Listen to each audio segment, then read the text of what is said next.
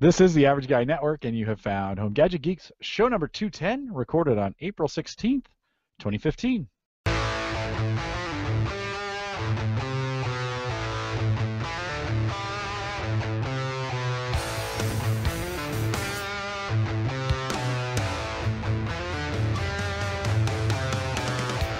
Here at Home Gadget Geeks, we cover all the favorite tech gadgets that find in your home, news, reviews, product updates, and conversation, all for the Average Tech Guy.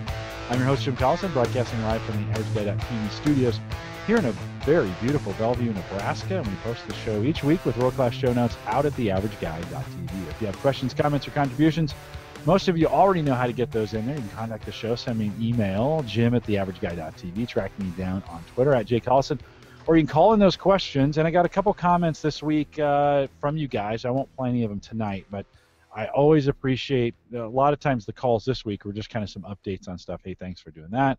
It's a great way to do that, get those in. If you have a tip, and actually I did ask, had somebody say, can I call in a tip or can I record a video? I don't care how you do it, to be honest with you. Just get me something. We'll play it right here on the show. 402-478-8450. And we'll play that right here on the program. And of course, the AverageGuy.tv is powered by Maple Grove Partners.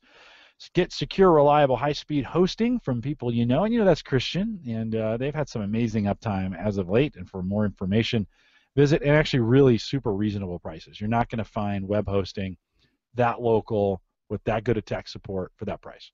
So head over to maplegrovepartners.com, and there's a form you can fill out there, and Christian will get you rolling. We want to thank Roger over at WLMN Radio. Oh, did we start the live stream over there? I just did. Oh, yeah. Man, sorry about that. I just like 2 seconds behind. No big deal. I just kind of busted right in. On well, and I totally It's forgot. like a well-oiled machine. Yeah, you know, that's the way we do it in here. Yeah. Yeah, we're good.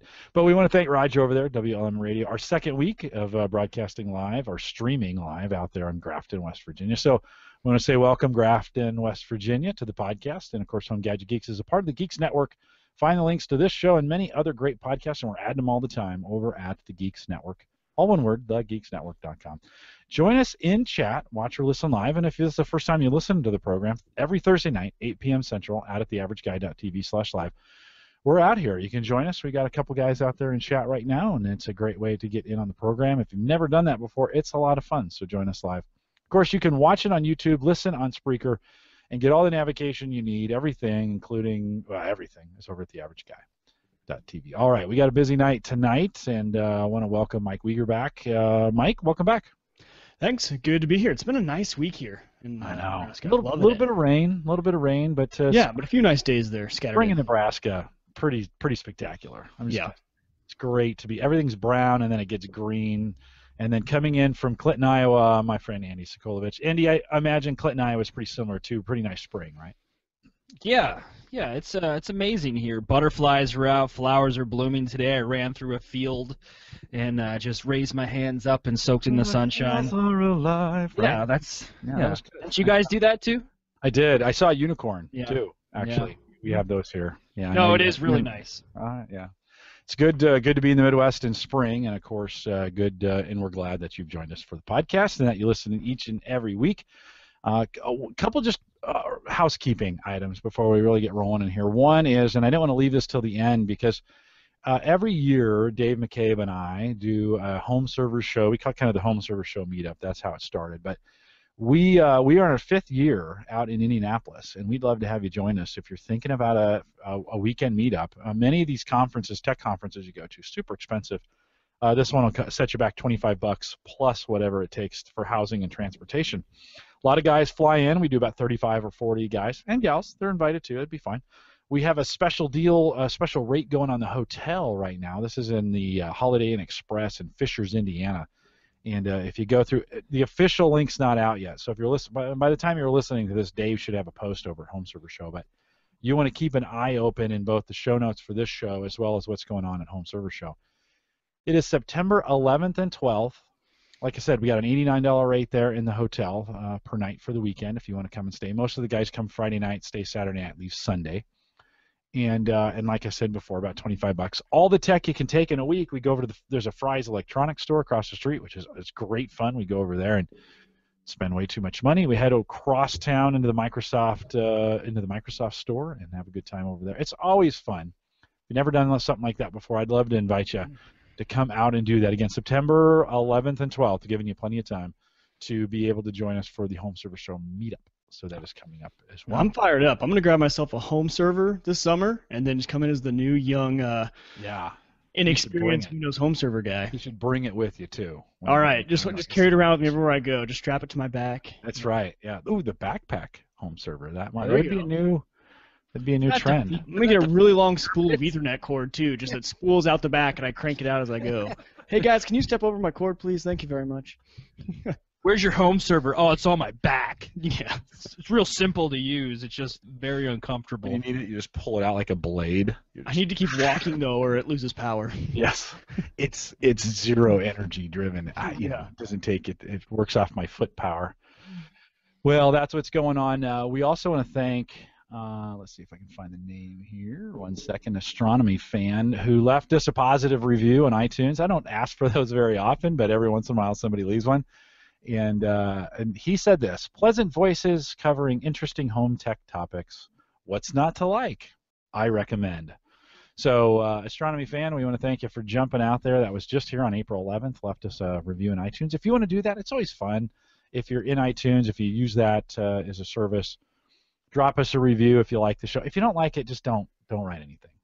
Don't really want bad ones. But if it's good, we'd love to have that. So jump out there and get that done, and we would. It's always nice to get feedback.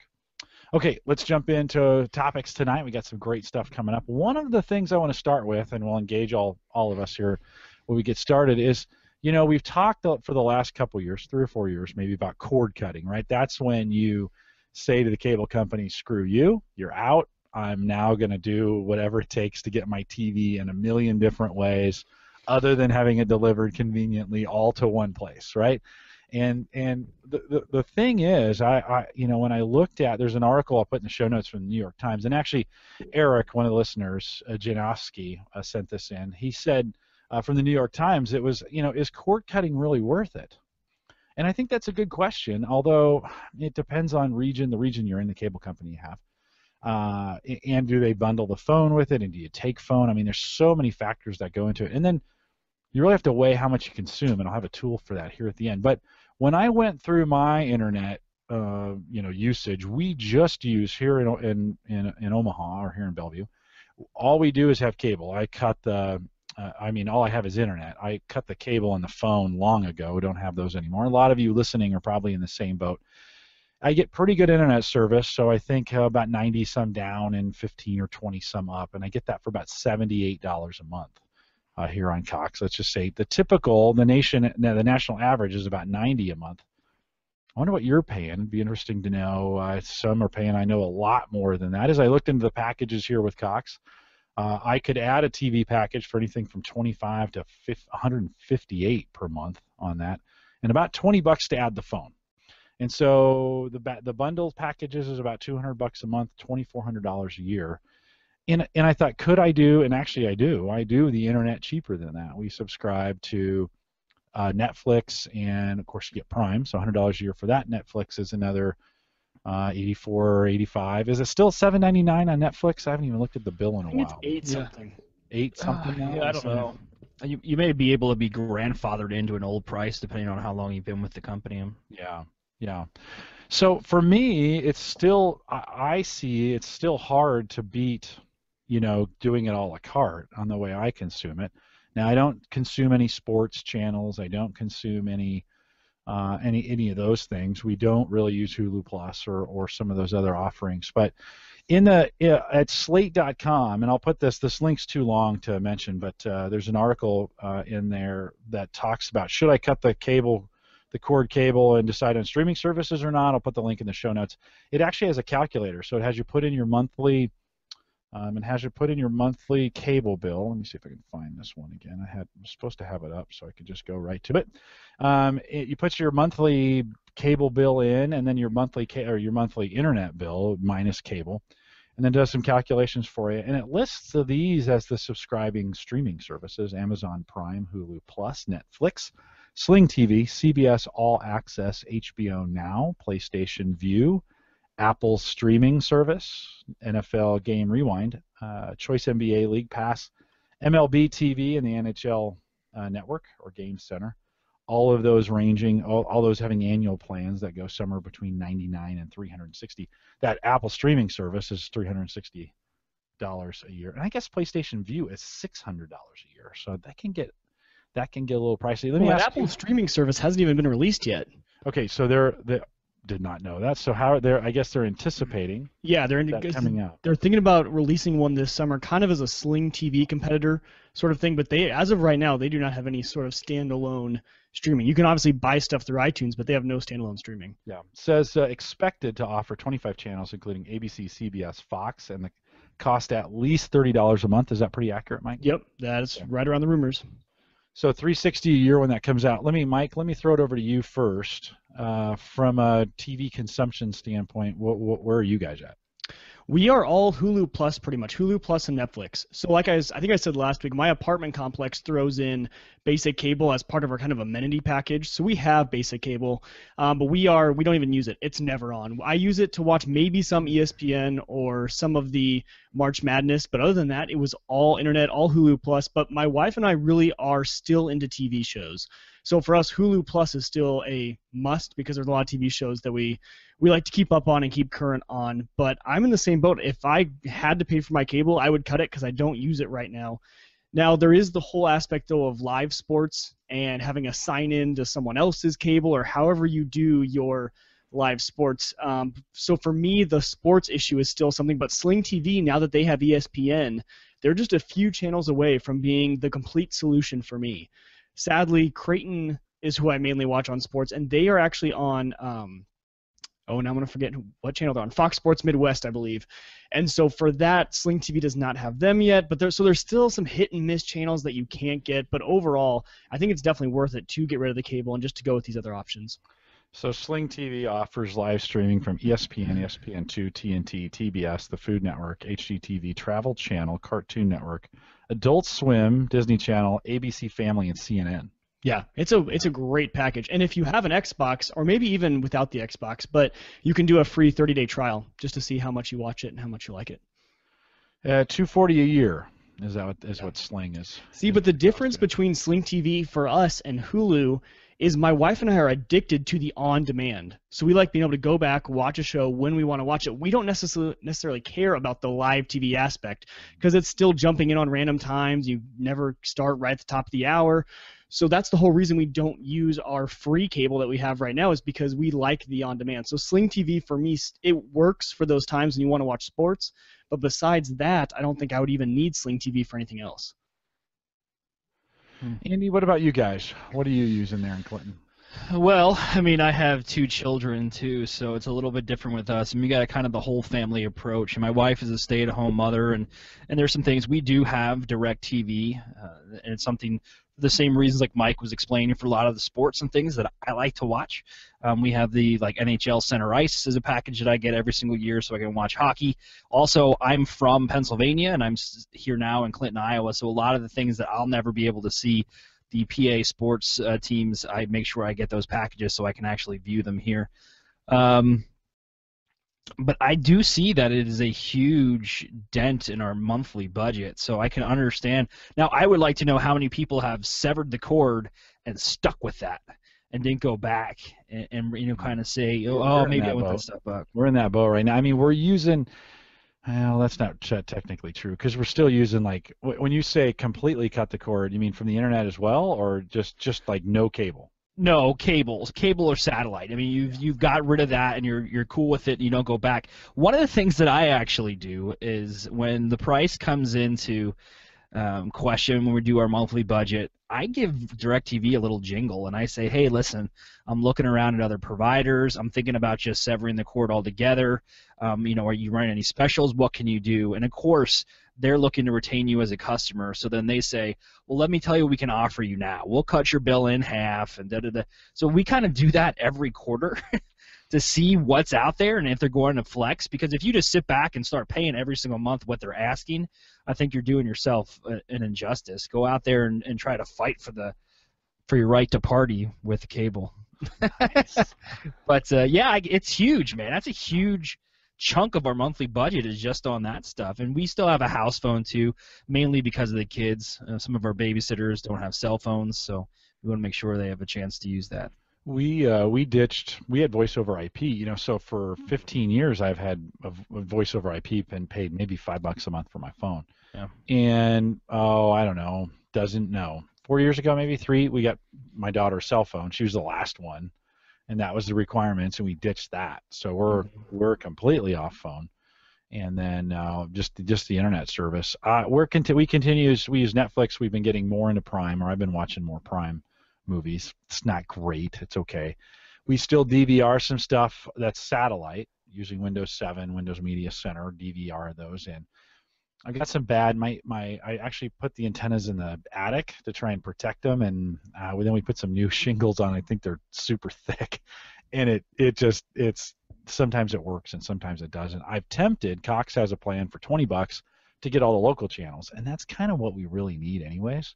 Mm-hmm. So I've been tempted to go back and go with that $20 a month. It's only for a year, but that I could probably do what you're doing is when the year is up, you call them and go, I'm going to ditch this thing. Just put it back at the regular price. Although it almost burned me one time. I was stationed in Delaware, and I did that to Comcast. And the guy was like, all right, well, we'll go ahead and cancel your service. And I was like, oh, crap. I did not plan for that response. Yeah. I was like, I kind of had to eat my words. But every once in a while, I give him a ring, and usually I can get my bill reduced without losing any of my features or services that I have. Yeah, it just seems like a jumbled mess when I think about. If you're going to cut the cord, you're going to have to go out and find. It makes finding sports interesting. Although during March Madness this year, you could catch just about every single game streamed live using the March Madness app.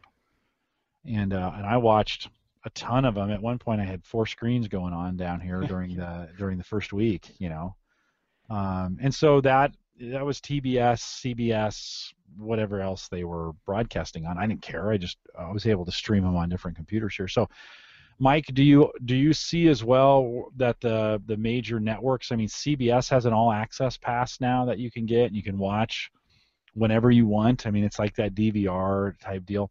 Do you see that getting better? I do. Well, mainly because I saw HBO as kind of being the tipping point. I thought that once HBO went out on their own, and that was one thing I was going to ask you guys, if you guys have played with the HBO Now service. You can get a free trial of that, but it is right now exclusive to Apple products. So you need to have the Apple TV or an iPad or something like that. But yeah, I think once now that HBO has gone, and like you said, CBS, I think we're going to start getting more of an a la carte option. But again, we're going to have the same exact problem with expense. When you add all these up, what devices do you want? But the one question I had for you guys is, so since we are all streaming now, what is your guys' favorite set-top box or way to consume your media? So when you guys sit down to watch your Netflix or something, what are you sitting down and turning on? Andy, I'll let you start with that one. We use our Wii. We still have the Wii set up at the TV for the kids and stuff. They play their games, and we use that. I know there's no reduction in quality. It's a little bit of old school. The Wii U came out and things, but it works fine for us. We had some Roku back in the day. I had a little Roku box. No more. Roku 3 is a nice box. Yeah. We use Windows Media Center for everything. That's kind of the out front. There's a PC. Sarah runs Netflix through that if that's what she wants to watch. We use some Plex. So the movies that I ripped, here, she'll watch on Plex if we want to go back and watch them. So you've got your own custom solution kind of going on. It is, but it's a combination of stuff, and I'm running a PC full time, and we have a Chromecast. I was surprised a couple weeks ago. She's like, "Oh, I want to show you something on YouTube," and I didn't even think about it. And she brought it up and turned on the TV, and boom, flung it right to the Chromecast. I'm like, yeah, with no intervention from me. I'm like, that's awesome. I've been thinking about getting Apple TV just to have that ability with the iPad. So yeah, that's what we use. We have 2 of those. We have one in the bedroom and one in the living room, and they work out pretty well. But the part about that though is there's no Amazon Prime on there, so you're limited to the apps you can do, and that's my problem with the Apple TV. That's why I've been kind of looking at the Roku, because the Apple TV is great, and for AirPlay alone, if you are in the Apple ecosystem, the Apple TV makes sense because you can AirPlay your device up to there, and most apps through the iPhone anyway have a way to AirPlay, so you don't need an app on the Apple TV. But yeah, that's what I use. And then I just got the Xbox One, so I've been trying that out as kind Is of that like Chromecast streaming box. functionality then? When you have an Apple TV and your iPhone and Yes. you can use that function. It's called AirPlay, right? Yep, it's called AirPlay. Yeah, same exact thing. You can do it from a laptop or a Mac too. You can do your entire screen if you want. It could become a monitor if you need it to. Yeah, and she's on a Note, so that works really well with Chromecast and YouTube, and send it over. And you gotta see this, and she sends it over. She watches 99% of what she watches DVR'd with Windows Media Center. So she just goes back, Fallon and The Voice and Big Bang Idol, Theory. right? Big Bang Theory. All those are recorded, and The Odd Couple. The new Odd Couple, by the way, is super funny. And it's like Andy and I. It's the new Odd Couple. Hey. I'm the neat one. What in what world? No, I'm just kidding. So Sure. that works for her. When I'm watching Prime, Andy, or Mike, I watch everything on my computers. I've got a big 27-inch right here, and I just throw it up. I push my my camera's on a on a Manfrotto cable, and I just push it down. Boom, just watch it. Just sit right here at the desk. I probably spend way too much time here at the desk. That was my problem. I put the Xbox One right here, so one of my monitors is the Xbox One. So I spend too much time here too. But yeah, I do the same thing. I have 3 monitors, so I'll just throw it up on one, and then just keep chugging away on work on the other. But all right, cool. Well, Ken had said I said the satellite when I was talking about my antennas, and those are over-the-air antennas, not satellite antennas. So if I said satellite, that's the wrong thing. No, I run just cable up to the two old school antennas that pull in the HD signal, and they work pretty well for that. It's the typical roof antenna. I just buried them in my attic because we get such crazy weather here in Nebraska. Wanted to protect them. Not sure that was really the best idea. Fox is the hardest one. All the other channels come in pretty well. Fox does not here. Its transmitter is in a completely different part of town, and so I thought if I got 2 antennas, it would help, and it didn't. So I got some work to do from that standpoint. So it's, to me, when we talk about TV and tech, it's still such a hodgepodge of solutions, and you can watch it here. And now with Netflix and Prime and whoever else having their own shows, who else is doing their own original content? I just know Netflix. Yeah. Netflix and Hulu really are the only two Maybe doing that's it. it. What Game of Thrones is on what? HBO. HBO. Yeah. But really, are we going to see maybe some of those networks not be around too much longer? I mean, we see with HBO and all these, like you said, these streaming services and everyone creating their own content, are networks really going to even be necessary going forward? I guess for local channels and for news, we're going to need some sort of solution. But as we look forward, the big channels and stuff like that, we might not even need them. It might be a show-by-show basis sort of thing. I don't know. But there's a lot of different ways this could go. Well, it's confusing. It still is really hard to get. We have gotten in with this new era. It's gotten terribly confusing to try and find where the stuff is at. Like my mom would never do that. I think so. There was one. It's on the Xbox. There was something where you can just say find this TV show, and it'll give you a list of all. And you can say, hey, how do you want to watch it? You have Netflix. You have Hulu. You have this, and click where you want to watch it. I think that's eventually what we have to go to. Yeah, I would agree. Something that brings it all together, because it's just super messy right now, and it's just really, I think for the average guy, it's way harder than it needs to be. And there's all these $199 devices that are out there, that like the Roku falls into that, the Fire Stick, although the Fire Stick, the Chromecast Fire Stick are cheap, but they've got the Fire TV, which is not. You get your Apple TV, you've got your Xbox 360, Xbox One. PlayStation 4. Yeah. There's just all kind. So you're like, something needs to happen though, because I need my vice grips back, and I'm still changing the channels. Those things. And the other day I needed them, and I just was like, "Hey, honey, take them off the TV and bring them down here." That's where you store them, right? That's where I store them. My dad used to say, "Can you get up and change the channel?" Nice. TVs. Remember those days? No. No, I don't. No, that was me. I'm a lot older than all of you. All right. I was born. I watched Netflix. Andy, I asked you to bring a little bit of technology into the show. Of course, in the last year, when you think about what you've done technology-wise, I mean, just the things that you've learned. Yeah. A lot of this will relate to podcasting because you started hanging around me and you kind of caught the podcasting bug. one of the things you and I talk about all the time is, and I think we're getting to an era where really good audio now for these kinds of things is really imperative, because it sucks listening to somebody on their camera mic, or it sucks listening to somebody who's got really bad audio, when you're trying to have a decent conversation. But talk through a little bit through the last year when you think about some of the technologies you've implemented as the average guy, especially around this area. What have you learned, and how are you different? I learned a lot. For 11 years prior to starting this whole podcast thing, I always had a headset in my ear, but it was through an air traffic control console. So I was always kind of around the industry of broadcasting, if you will. It was just to Type A personality pilots who hated my guts because I was an air traffic controller. But now I got out and I kind of learned how this stuff works. And from the get-go, I used you kind of as a mentor to help me through the process. But what I've recently found through the whole podcasting thing is that you're right. Like you said, I am focused on audio content and creating this clear and as I guess the podcast we started out with video, because you said the whole thing, go video or go home. I remember that, and I quoted you on that. So many people have quoted me on that, and I'm like, oh, that was probably bad. Yeah. And so I puffed up my chest, and I'm like, well, Jim Collison says go video or go home, and he does like 27 podcasts, so I have to be able to do this. But now I started to embrace technology, whether it's getting the external boards or the decent mics, and learning how this stuff all works, and sure I have decent enough bandwidth. And through your tutelage, now I've developed quality product. So I think if I rewind the clock back a year, actually those videos I made for the Gallup 34 Strength Finder themes, which some of you out there may have heard Jim talk about this in the past, some of the videos that I created, I go back and I listen to that audio, and I'm sure you've done this too. If you go back and listen to the audio from when you first started out, and you press the play button, you go, oh, like what is that? I mean, I'm checking my speakers to make sure something's not broken just because the quality was so bad. But technology's always it's always adapting. New stuff's always coming out and making it easier and easier and easier and more affordable too.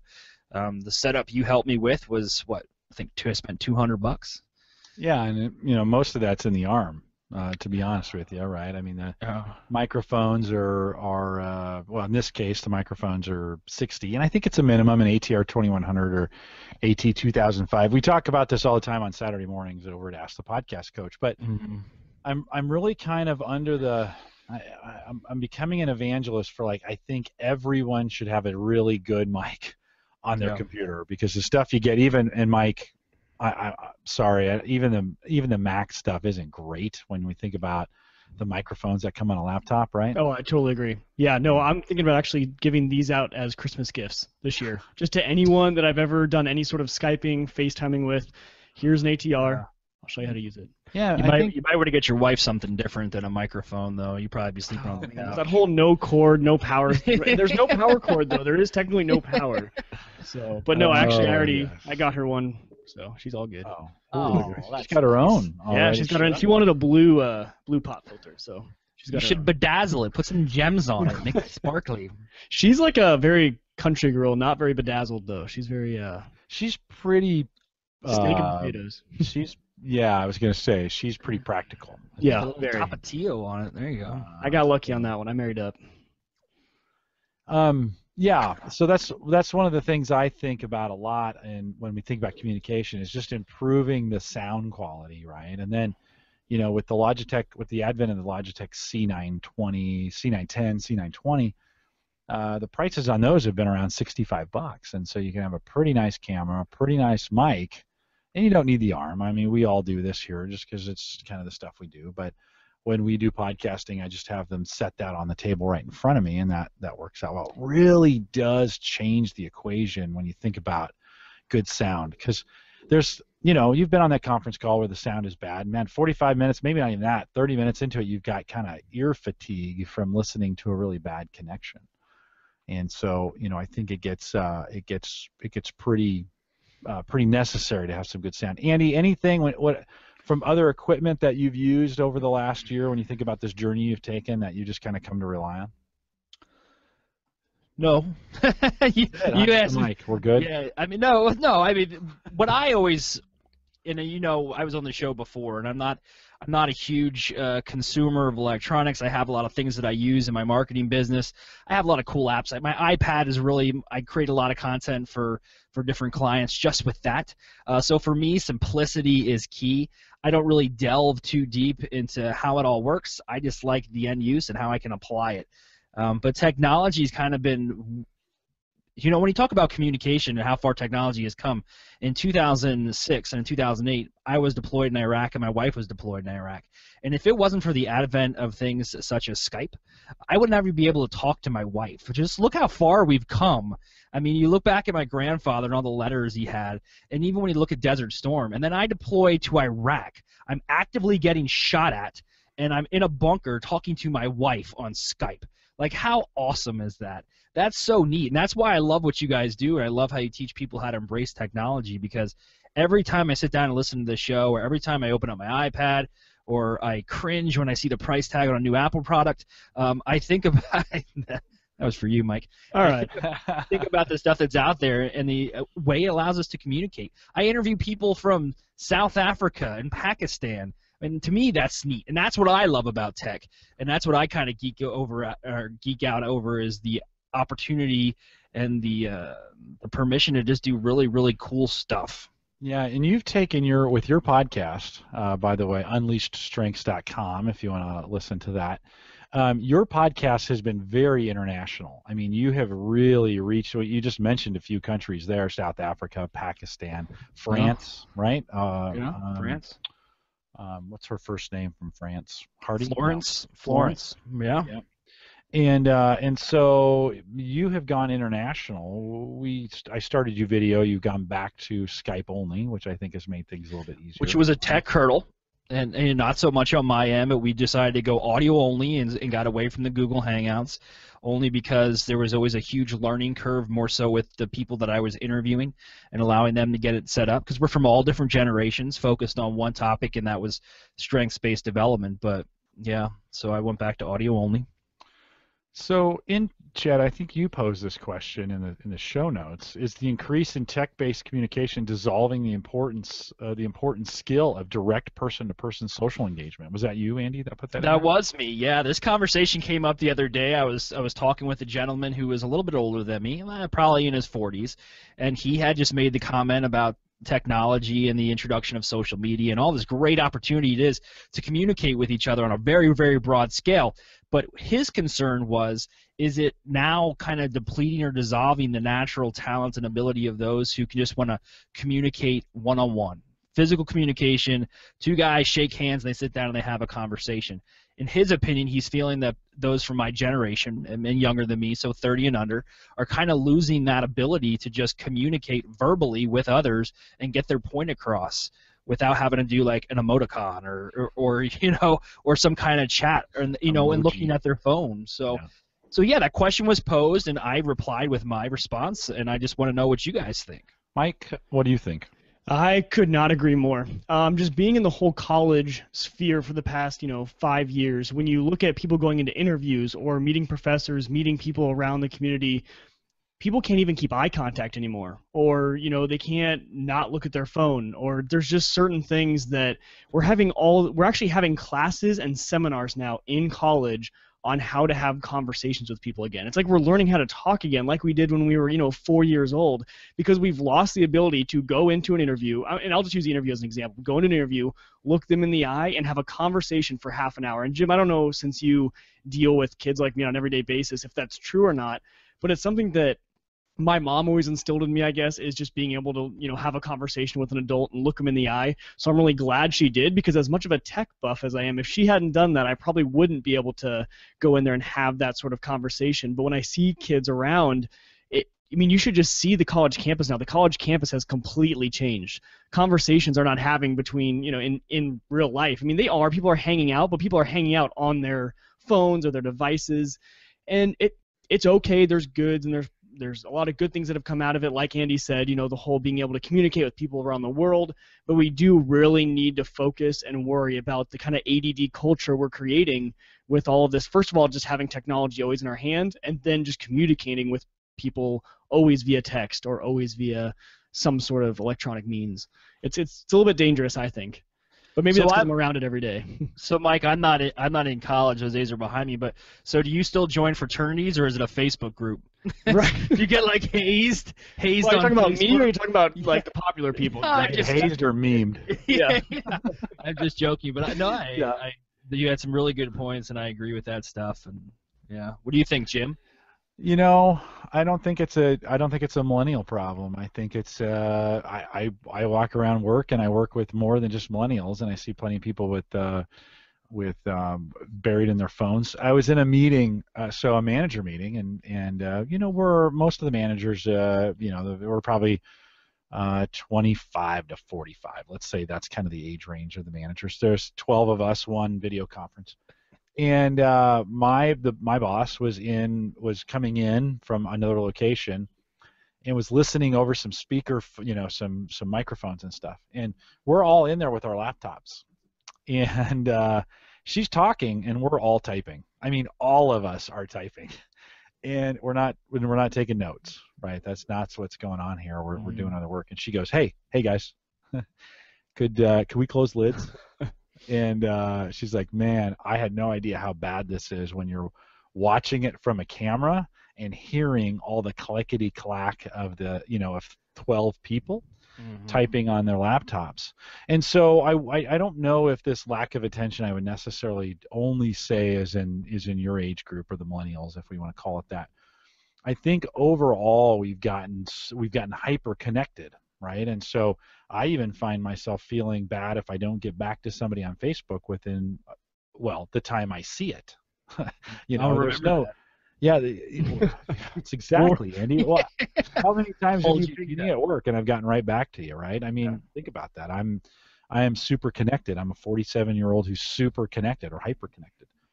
So I think it is distracting. I do find myself not having more and more trouble to complete more complex tasks that take time to complete, because I'm thinking about, oh, did somebody just send me a tweet, or is just bloop, you heard that little notification from Facebook, and you're thinking, oh, I got to get back to it. Man, that stuff can wait, but it's tough. And I like I said, I don't think. I had a funny story about that. I've been challenging myself the past few weeks to, when I'm waiting for the elevator at work, we have a huge bank of all these elevators, and I've challenged myself to not pull out my phone, because I will always, when I'm waiting for the elevator, I will pull out my phone. And so I started doing it for a few days, and I'm like, I'm just going to look up, make eye contact with people, and just not be on my phone.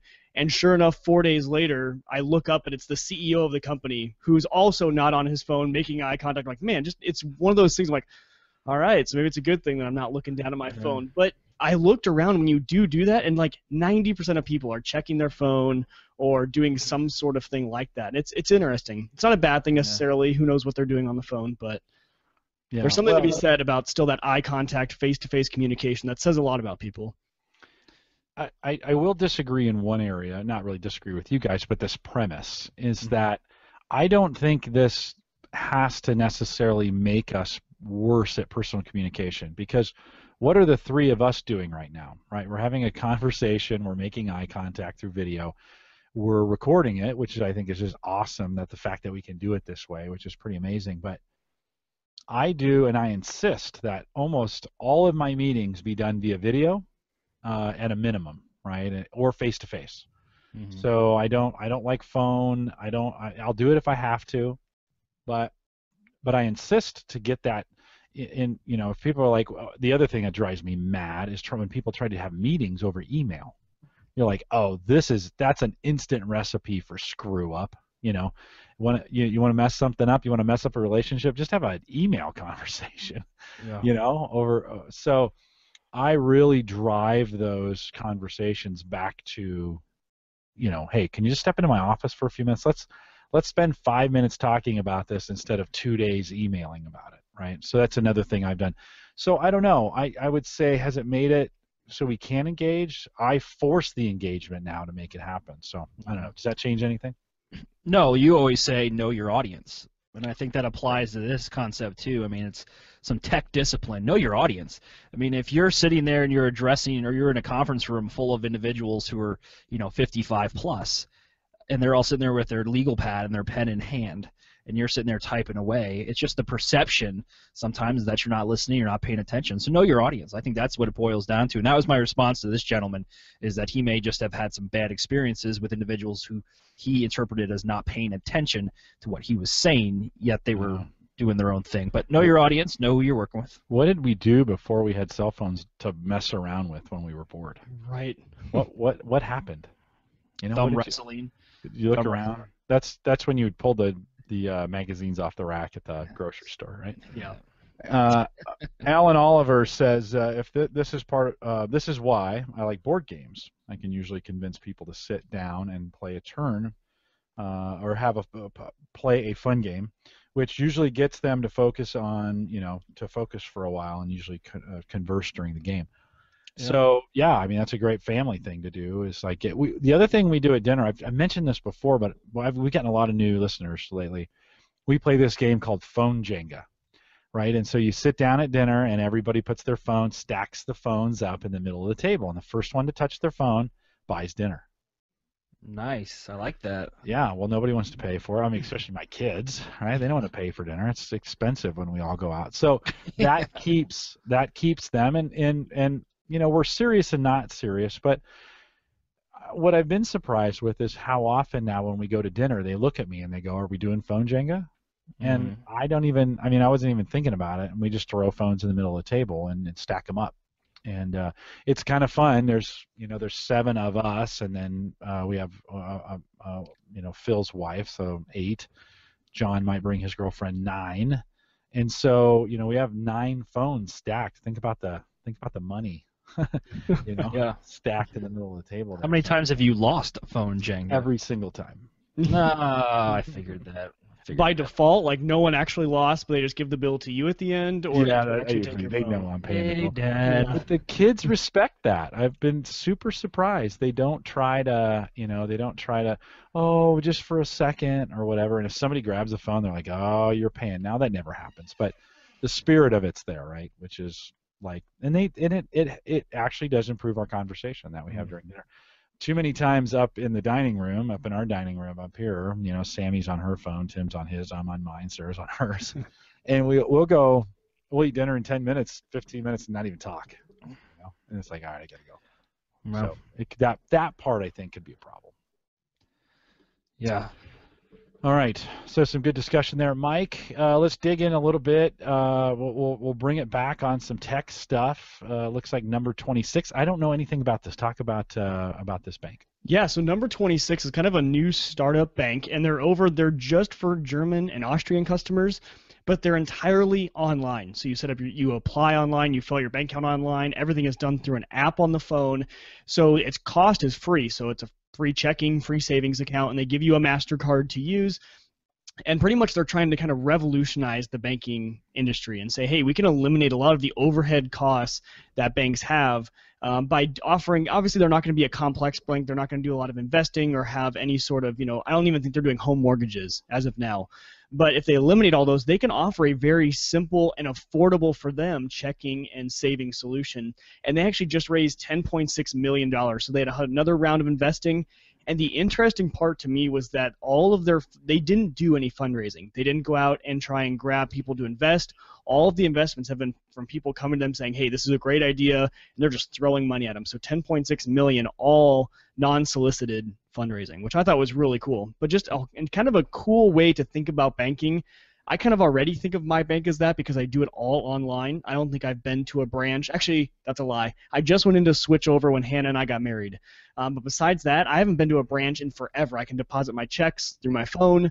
I can do absolutely everything on the app. But interesting to have another bank that's strictly online. Yeah, and right now just in Europe, right? Not here in the US, Germany and Austria. Yeah. So with this next round of fundraising, they said they're going to expand to some other European countries, but they haven't decided that yet. So that's interesting. Of course, the U.S. has some crazy banking laws. Yeah, that's why they didn't start here.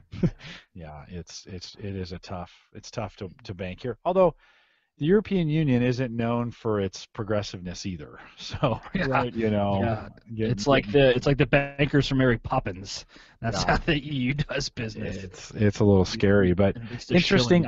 Mike, I like this idea though. I mean, this is can internet banking, because today internet banking is just old banks on the internet, right, for the most part. Right. And there have been a couple that made a good run at it in the early 2000s that got crushed during the downturn in 2009 here in the United States, and are still trying to recover, making bad investments, doing things they probably shouldn't have been doing.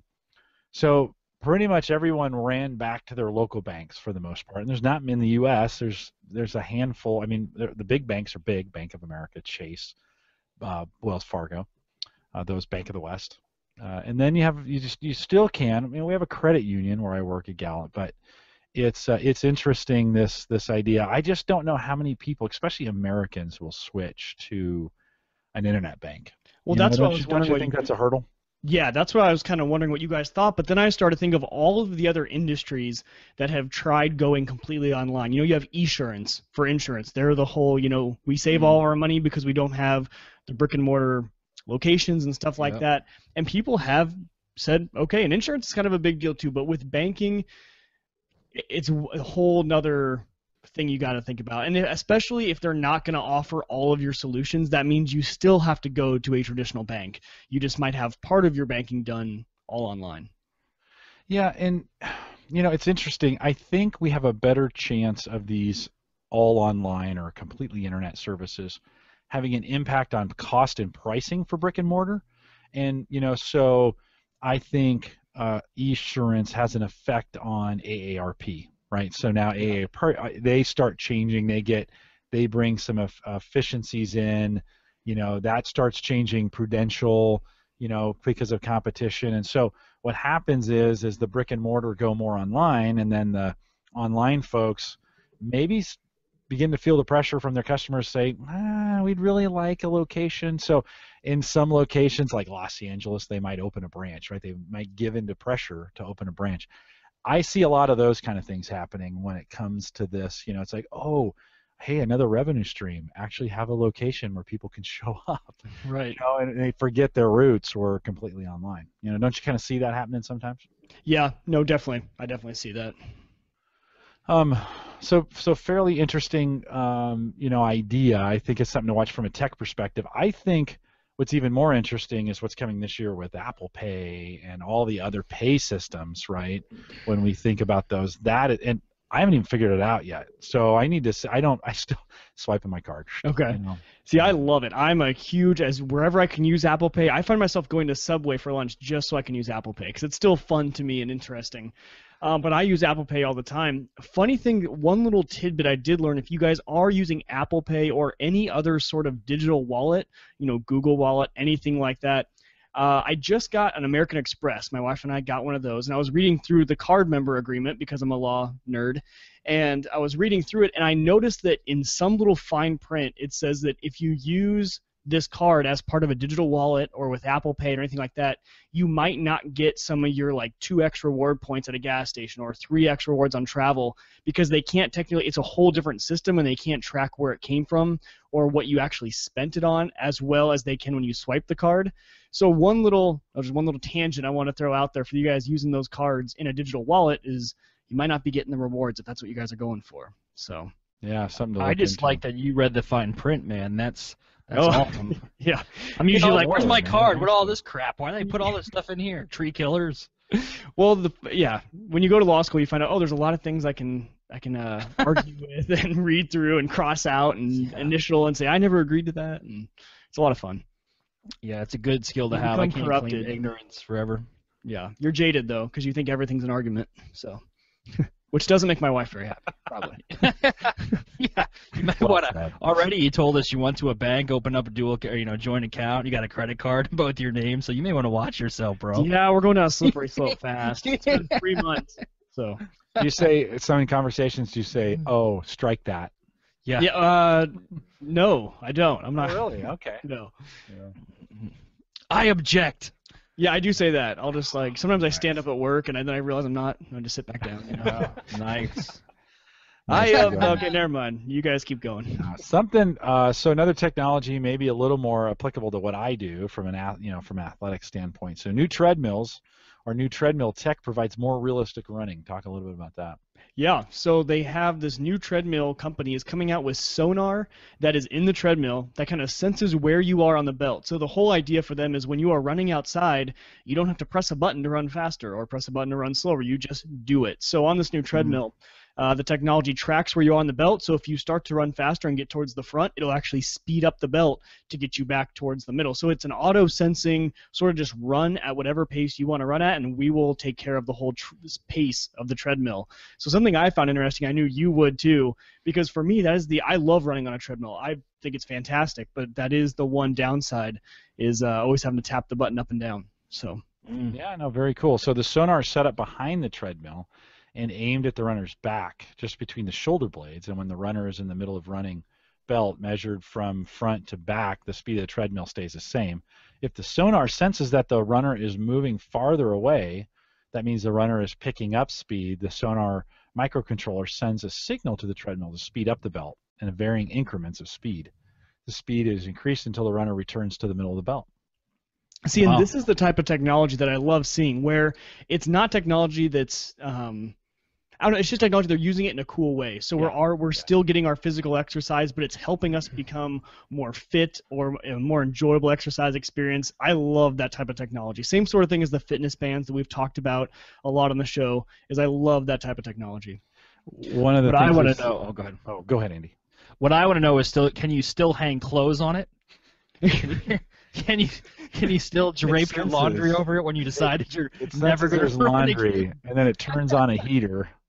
Yeah, it turns the fans on. Dual purpose. I mean, that's what I'm gonna. If I ever design treadmills, that's how I'm gonna market it. Dual purpose. Yeah. You can hang your laundry on it too. And it sense how many boxes I have on it, and it'll order me off-site storage once I stack up to a certain height. You know, it's like automatically a drone appears. Right? Yeah, it just hauls your stuff away. It's like, this is just my Amazon drone. It sends you negative text Amazon messages. Prime storage now is what it connects to MyFitnessPal and says, hey, this guy hasn't been using his treadmill for the past 2 years. Yeah. That's a combination of if this then that, right? Yeah, which buzzes your Apple Watch, and all of a sudden your Apple Watch is telling you you're lazy. It's sending shocks to your body that make you get up and actually do something. Are you making that because you heard of the watch? There is a watch that does that. I've heard of it. Yes. Yeah. Not shocks, but it gently. It's a pretty good zap. It won't stop too until you actually get out of here. That's ridiculous. Other Jim said, "Dang, I'd never get a drink from my water bottle if it kept me in the middle." Yeah, the treadmill. That's probably true. You know, because I too I run up towards the front of it, and you know, in the article they say some people call it the treadmill because it's boring and monotonous. An automated treadmill makes the experience much more natural. I don't know if it's going to change the treadmill on this, just because it's adjusting to you. You still have to run. I know, you do. It's an exercise. So. I tell you what would be awesome though with this is, and I think some of the higher end ones have this, but if you put the Sonar in with this would be even better. So you run the Boston Marathon on a treadmill that has the course built into it, and it lowers and raises based on the actual place you are in the marathon, and then let that Sonar keep your pace. So you could train for the Boston Marathon or whatever, any marathon, in real time, right? Because we all know those belts help you out a little bit, and we runners do little tricks like set it at 1% incline to make it simulate like you're actually outside. Kind of that's the compensation that you put in when you're running with it. But that would be really cool. That would be a nice use of putting the tech together to say, okay, I want to run this course. Now let me run it at my pace. That would be cool. Yeah, funny. In the chat, they're saying small dogs that chase the one guy, and then a camelback could be a solution if you can't grab your water bottle. So can't reach the water bottle. I just picture like the horse never getting the carrot. It's like, oh, come on. Yeah. Yeah, I've seen those videos with the guy. That's how he walks his dog. I just have my wife plays police sirens behind me, and then I just take off. Yeah. I jump over walls. It gets crazy. I can't talk about it on here. But you dance, and then you're on Ellen. Oh, that'd be so sweet. That's what I need. I need something like that to happen. I gotta break through the ceiling of no fame and get on the Ellen DeGeneres show, and then You just have to make that killer video. Do you mind if I lead into something now that I said fame? Yeah, go ahead. Okay, so I'm going to drop this link in the chat room, and I'll also give it to you for the show notes. But this is tech related. So these people, I read an article, make these videos, and they're called their their YouTube channel is like Disney Toys collection thing. Yeah, Disney Cars Toy Club. Her and her husband grossed over $2.5 million last year in Google ad commissions through the monetization part of it. And all they do is they open up these little toys of Disney characters, and they have a really cool camera setup, and they open up all these little toys and these little eggs, and they look at all these little characters that are in there, and they just comment and make little noises, and they do that for about 45 minutes, and they get a massive amount of views. Massive, like million views on each video.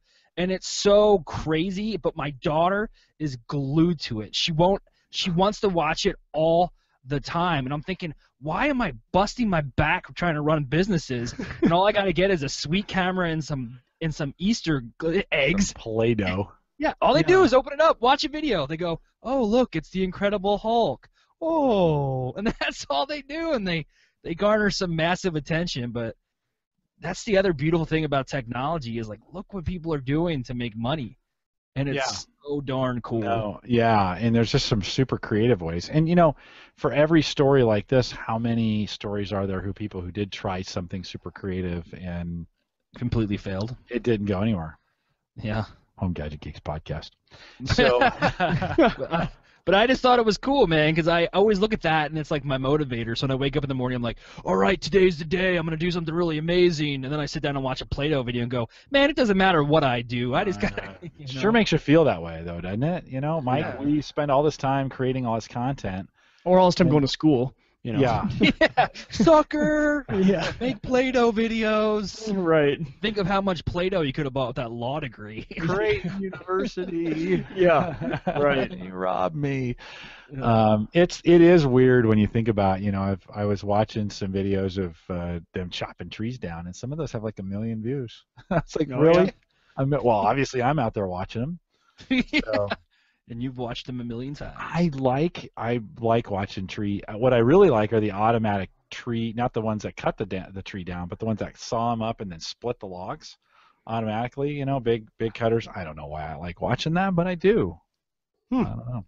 That's what I like. There's an audience out there for everything. You know? Firewood. All right. Well, let's as we kind of bring this in a little bit for a landing here. A little segment I'm going to start called From Jim's Email Box, and a little bit, just some emails I got during the week of some tech stuff that I found kind of interesting, and so this is in. So I got an email this week from Canva. Andy, you actually brought Canva to our network. I never heard of it before. You brought that in here. So Canva just crossed over 2 million members here this week. Send us an email if you haven't tried Canva. What I really like about Canva is the social media. It'll help you make all the right size images for your social media stuff. So if you're wondering, what do I make for my Facebook profile? What do I make for that LinkedIn header? What do I make for the Google Plus header? It's got all the sizes out there. It'll help you do that. It's absolutely free. If you do use any of their graphics, they're $1 each. In most cases, super cheap. So Canva, Canva.com, and they just crossed the 2 million mark. Do you know go ahead. Do you know who their chief evangelist is and their biggest investor? Kind of kickstarted the whole thing, Guy Kawasaki. Oh, okay. There you go. Yeah, so there's a big push there. So obviously it didn't just pop out of nowhere. It wasn't. He knows how to do somebody's things. farm. Yeah, he's pretty talented. Guy's good. Yeah. So that's Canva. So this month's Kindle First Books, and I had no idea that Amazon was doing this, but they have these what's called Kindle First Books that are available to download. The first set of them through April 30th, 2015. So if you have a Prime membership, you might want to head out there, and you can get these free Kindle books. They're offering them for Prime members for free. I didn't go and look in what they are, but just a surprise, like, oh hey, you get free Kindle books on Amazon Prime. To go out and take a look at them. They may not be any good. I don't think they would just put junk out there for the most part, but might be interesting to take a look at if you're a Prime member. And then interesting, so Chatwing, which we're all using here for the service still, and Christian still hasn't fixed it yet on my site, and I still haven't done anything differently to get it done, but Chatwing bent to the pressure this week, and sent us an email that said, well, we listened to you guys and we're cutting the price. So the price went from, wait for it, $20 to $11.20. Why $11.20? Is that the weirdest? Because It's gotta some be a overpaid European. analyst was cracking. Yeah, it's got to be something weird. $11.20. So good news, if you had multiple sites, your price just got cut in half. Bad news, I was still just paying $1, and now I went from $1 to $11. I don't know. Mike, any thoughts on that? You use another, I know you use another service. Yeah, I just use a traditional IRC chat, but it's well, I mean, I understand the model. If you're going to get $1 from someone, maybe you're likely to get $11 from them, maybe. And from a and that 20 sounds cents. a little bit sarcastic. $11.20. Yeah, I mean, it might have been a little bit, but yeah, no, I just don't understand it. I don't understand the price change, but maybe they were, I don't know what kind of financial state they were in. So, but no, I don't like the change. Yeah. Doesn't make sense to me. I just don't get it. Why? Well, they wanted simplification, right? They said that again in this latest email to me. Yeah, well, we're trying to simplify. Okay, so simplify it to $11.20. That's kind of weird. Oh, We got 2 mics. We got 2 mics now. Oh, that's okay. Did you fall out, Mike? I have no idea what happened. Oh, you know what? So, okay, this might be a Google Plus thing because earlier in the pre-show when I was waiting for you guys to come in, it was randomly adding a new account that was mine to the Hangout. Yeah, it added my mic at Uyghur Tech. Yeah. So Google Plus. Story breaking here. Weird things going on Google Plus. But what I was going to say is simplification when you trade off for not having any customers anymore because they all left because you charge too much. I don't know if there's any point to being it simplified. It's like, oh, yeah, we made our process really easy. It's now $1,000. Good luck. It's a simple business model. We simply don't have any customers. Our books got a lot easier. It was awesome. I know. All of a Our sudden, we can accountants fire love all us. the accountants. Yeah. $11.19 I can work with. $11.20, that's just a slap in the face. That was the email I Right sent. in the Exact face. email I sent to him, Andy. I was like, Right. $11.19 I'm okay with. $11.20, Yeah. not a change. Now I'm watching a video on when trees explode. I'm sorry, I got distracted. It's That's like, not.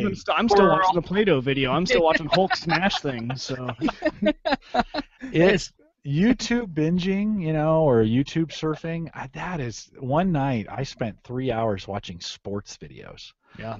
And I went from the hardest hits in the NHL to the hardest hits in the NFL to, special plays in the NBA to, and I was just surfing through all great catches. There's a whole series of great catches by ball girls in Major League Baseball.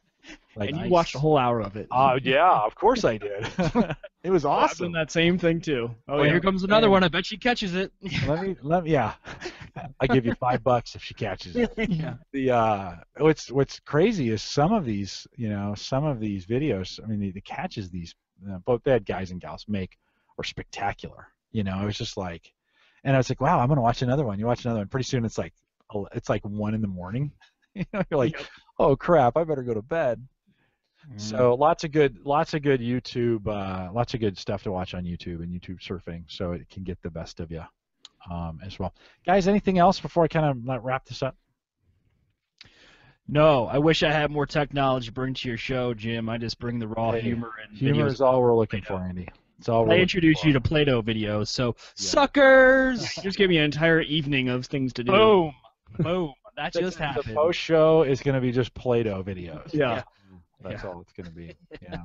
Well, and I went to the Canva website, and it's you can draw around on the website. If you just go, it's very interesting. I've been intrigued by it for the last few minutes. So. Yeah. No, Canva is awesome. Have you, Yeah. Mike? Have you used Canva? No, before? I actually haven't. So. Oh, rock on. Yeah. New Canva Convert. The beauty of Canva. So I created business cards on Canva, and then I exported them out in a high resolution PDF, and then sucked that into Vistaprint, and had my business cards printed off Vistaprint. Yeah, and you could upload, and then they also sell additional images too. So if you want something specific and you want to actually buy that image, you can. But you can upload any image that you have, on your PC or your Mac or whatever. So it's really cool, and I love it, like Jim said, because it has the dimensions already preset for your Facebook cover photo. For now LinkedIn has a background image, and all that stuff's already preset, so you don't got to screw around. You don't have to have Photoshop knowledge. So it's simple. Yeah. Well, and I like there's new Twitter cards, and those have special sizes, and so this takes the guesswork out of it. You go to Canva, you can import your own images, add text to it, whatever you want to do, make a meme out of it, and then just save it and download it from either JPEG or in a high-res PDF, and do whatever you want with it. So it's pretty Will cool. they do PNG at all? Good question. I think so. I think so. I think they would. Okay. I think they would. Yeah, because I just got a new app called Logoist on the Apple side, and if you guys need like a simple, relatively inexpensive, kind of almost a Photoshop replacement for just making simple logos, Logoist is fantastic. That's what I've been using. So. And Canva does have an app for the iPad as well.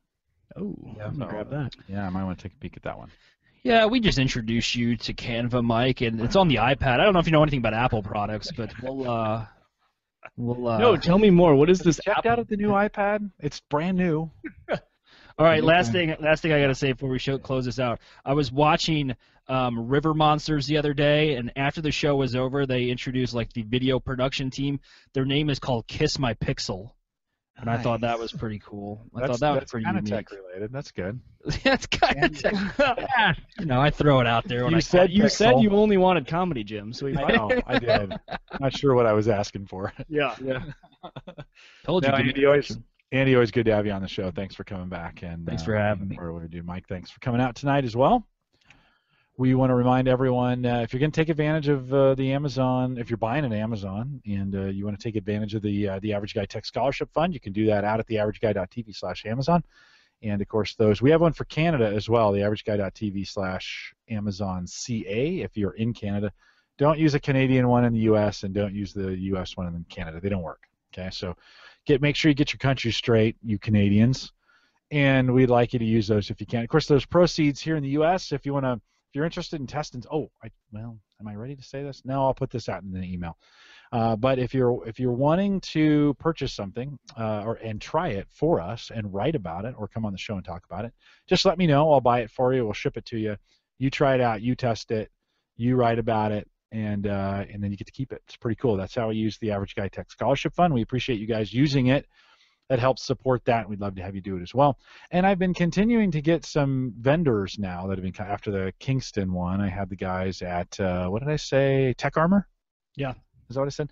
The guys at Tech Armor contacted me this week, and we may have some Tech Armor to evaluate. I would rather just ship that right to somebody.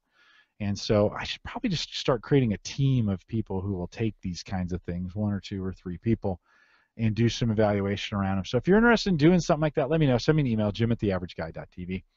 I'll let you know that still plenty of time to sign up for the May newsletter that will come out here in just about 2 weeks. If you haven't done that yet, head out to theaverageguy.tv in the newsletter section on the right-hand side. Just put your email in there. I won't spam you. I send out a newsletter once a month, and it's a great way to keep in touch with what's going on here in the network. It will probably have that little blurb about testing products in it for this month, and so if you want to get involved in that, let me know. We will once again next week. Oh crap, that's next week. Next week we'll be broadcasting live from Infotech 2015 here in Omaha at the CenturyLink Center, and so a whole morning and afternoon of tech interviews, about 20 minutes in length. We'll just be making one big video file. If you want to tune in live, of course, you can go to infotech.org/live. And I'll be there. I'll have a link on my page as well, and you can get to it from there. But it'll be me and a whole bunch of the keynotes, session leaders and keynotes. We'll be talking about tech for sure. Should be kind of fun.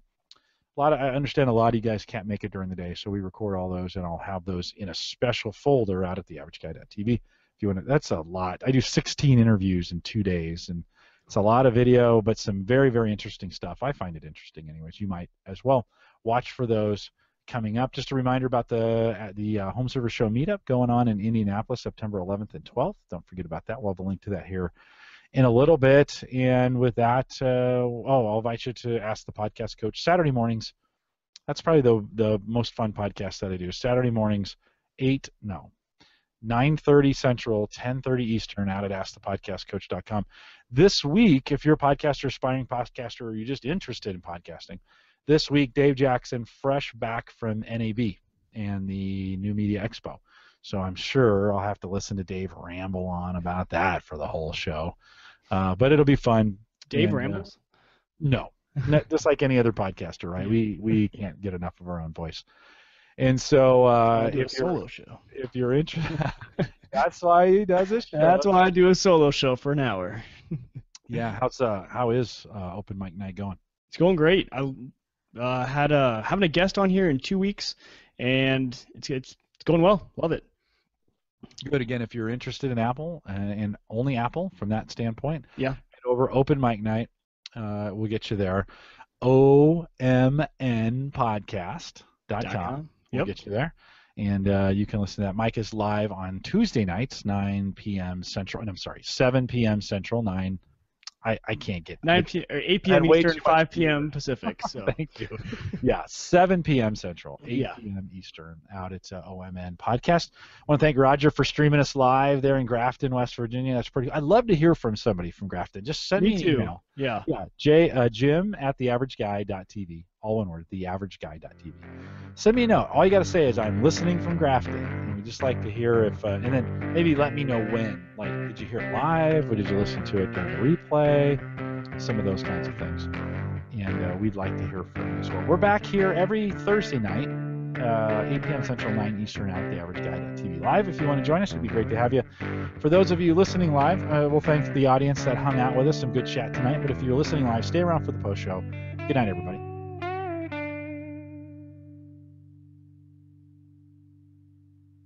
All right, let's light the fires and kick the tires here.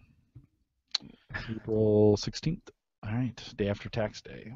They probably kick the tires and then light the fires. I don't want to be walking around the plane with a fire. I don't even know what that means. What's the reference? Top Gun, man, aircraft carrier. Like, let's kick the tires and light the fires. Okay, all right. Well, I knew I heard it somewhere before. But you kick the tires first and then light the fires? Yeah. No, you just crank up the engines, then you walk around and say, man, it's hot out here. Woo, you smell hair burning? Look at that Jim Collison's advice, and now look what's happening. Goose. You remind me a lot of Brian Brushwood. I'm just going to throw that out there before we start the show. Have you heard of him? Does? Yeah. No? We're going to have to make maybe Andy a regular, semi-regular co-host. No, yeah, I like that idea. I like his mojo, man. He brings some good. Because otherwise, it's just us geeking out. He's like, I don't know anything, but I'm funny. Yeah.